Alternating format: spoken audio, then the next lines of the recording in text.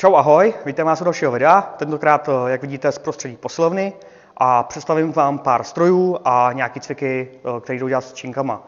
Tak se na to pojďme podívat.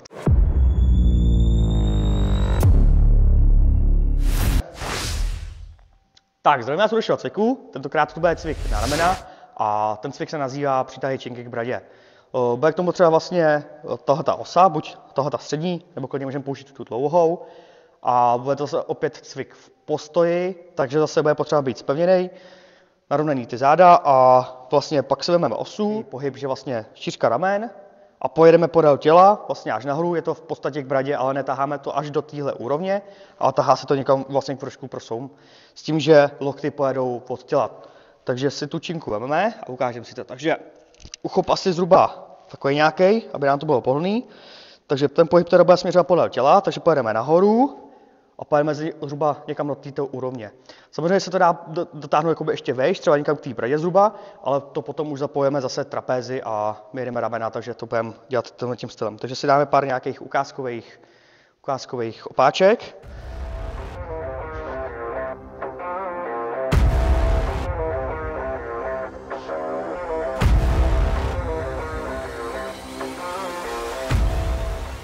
Jinak co se týče toho dýchání, tak tam je to zase úplně jako u ostatních cviků.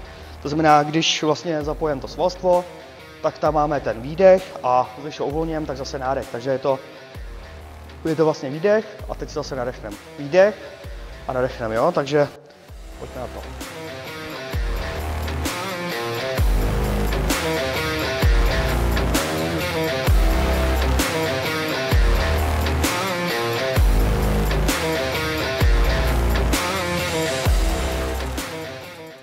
Tak a tímto máme další cvik na ramena za sebou, takže se vidíme u dalšího videa. Jinak vám děkuju za shlídnutí, budu rád za každý like, popřípadě koment, odběr a v případě, že byste měli nějaké dotazy, nebo byste chtěli cokoliv natočit, tak není problém napsat a já určitě něco vymyslím.